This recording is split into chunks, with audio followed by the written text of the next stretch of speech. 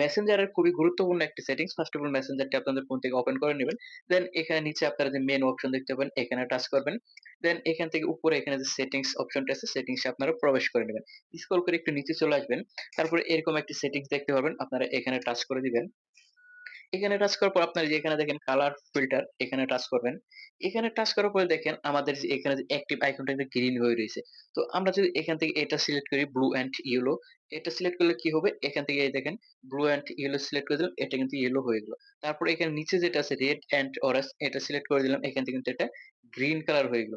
তারপর এখানে নিচে আবার দেখেন এখানে আছে গ্রিন অ্যান্ড রেড, এটা যখন আমরা এখান থেকে সিলেক্ট করে দিলাম তখন কিন্তু এটার কালারটা গ্রিন চলে আসলো।